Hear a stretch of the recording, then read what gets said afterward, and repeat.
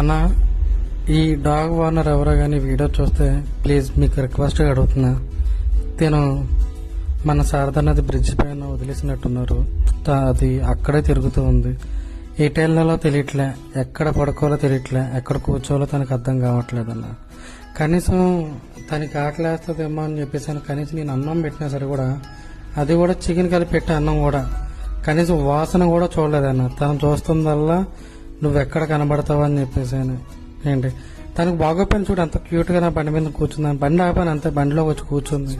ఇంటికి ఎక్కడికైనా తీసుకెళ్ళిపోండి అని చెప్పేసి అవి ఇంట్లో మనం ప్రేమగా చూసుకున్న దానివల్ల అవి బయట బతకలేమన్నా.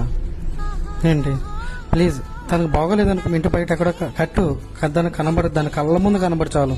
నువ్వు 3 పూటలు కాదు కదా, ఒక్క పూట కూడా నువ్వు అన్నం పెట్టకపోయినా పర్లే, కనీసం దాని కంటే నువ్వు కనబడితే చాలు, దానికి ఆనందం. అది చూసా రోడ్డు మధ్యన అలా తిరుగుతుందో, ఏదైనా తీసినా తొక్కేసినా అనవసరంగా తన ప్రాణాన్ని తీసిందని అవుతూ ఉన్నా.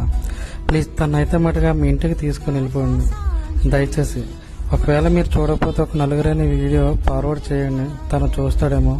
కానీ తను చూసిన దాన్ని బాధను చూసైనా సరే కనీసం కనికరించైనా తను తీసుకుని వెళ్తాడేమో. ప్రస్తుతానికైతే అది మన శారదా నది, అనకాపల్లి శారదా నది బ్రిడ్జ్ పైన ఉంది. ప్లీజ్ అర్థం చేసుకోండి అన్న.